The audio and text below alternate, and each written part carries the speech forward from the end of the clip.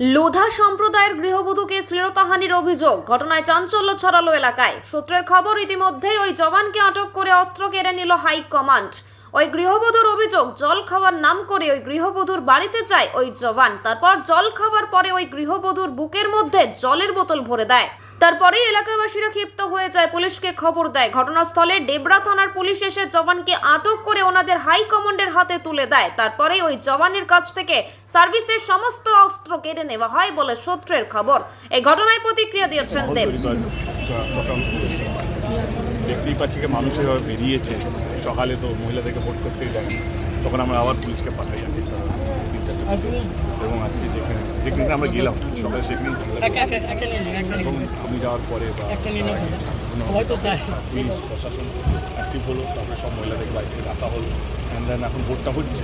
দুঃখজনক ব্যাপার। আমি যেটা একটু আগে বলছিলাম যে 10 বছর ধরে আমরা আগলে রেখেছিলাম ঘাটাল, যেইখানে কোনো অশান্তি বা কোনো তৃণমূল কংগ্রেস কাউকে মারধর করে।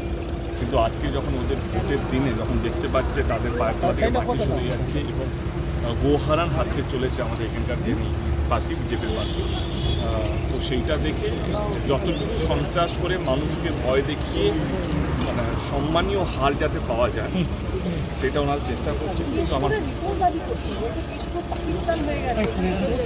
এই যে বিজেপির মুখে এই যে পাকিস্তান শব্দগুলো যখনই ওনারা হারেন তখনই পাকিস্তানকে নিয়ে চলে আসেন।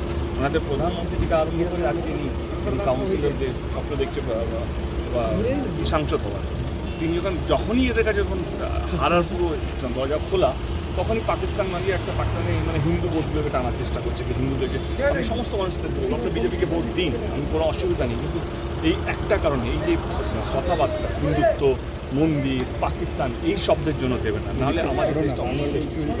আমি যেখানে যেখানে যাচ্ছি এই যে আপনি বললে আমাদের কর্মীকে মারা হয়েছে, আমি একটা উচ্চ কথা বলেছি যাতে আমার মনে হয় একটা সন্ত্রাস তৈরি করার জন্য। আমি তো নিজে ফোন করে বললাম কোনো পাল্টা কিছু হবে না, মানুষ ভয় পেয়ে যাবে, মানুষকে ভোট দিতে। এবং আমি আজকে সব কটা বিজেপি দিতে গেছি, যেখানে বিজেপি খুব স্ট্রং হতে যাচ্ছে। একটা বিক্ষোভ করেছি, ওরা তার সকাল থেকে আমার সঙ্গে যাচ্ছে এবং প্রথম আমি জামা প্যান্ট কেচে দিয়ে মিলতে গেছিলাম, সেখানে তার আছে আমাদের। কোনখানে ওটা? ওই যে বেড়ার এই পাশে স্কুল? স্কুলে না, স্কুলের ভিতরে যাইনি, বেড়ার এই পাশে তারটা আছে, মানে যেখানে ভোট হচ্ছে তার পিছনে? এই যে সাইডে জমিনের ধারে। আচ্ছা, ওখানে মিলতে গেছিলাম, একটা পুলিশ আসে আমাকে জিজ্ঞাসা করতেছে, বলে তোমাদের বাড়িতে কি চেয়ার আছে? আমলি না, বলে তাহলে টুল, আমলি না। তাও না বলা সত্ত্বেও সে বাড়ির ভিতরে ঢুকতে দিয়ে আমাকে জিজ্ঞাসাপত্র করতেছে, দিয়ে আমি কথা বলার পর সে চলে গেছে। আমি জানি হয়তো আর কিছু বলবে না, সে কিছুক্ষণ পর আবার আঁকড়ো গ্লাস করে নিয়ে আর আসছে। এইখানটা আমি রান্না করতেছিল, রেখে দিয়ে আর বলে এটা খেয়ে নাও, ঠান্ডা হয়ে যাবে এরকম বলতেছে।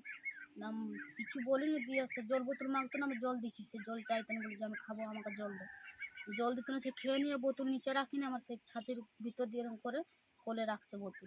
আর যখন জল বোতল দিয়ে সে আমার হাতে ধরছে, জল খাবার পর বাড়িতে ঢুকে আসে, বুঝেছিল যে আমি যদি ঘরে ঢুকি, তার কোনো খারাপ উদ্দেশ্য ছিল যে আমি ঘরে ঢুকে হয়তো সে কিছু না কিছু করবে বলে, ওই জন্যই ঘরে ঢুকে বসেছিল। আমি তো ভয়ে, আমার ভাত হতেছিল, আমি ছেড়ে দিয়ে ঘর ছেড়ে দিয়ে আমি বাড়ির লোককে দেখতে পারিনি। বাড়িতে কেউ ছিল না তখন? না, কজন ছিল সিআরপিএফ? একলাই ছিল। একলাই এসেছিল? অভিযোগ জানিয়েছো থানায়?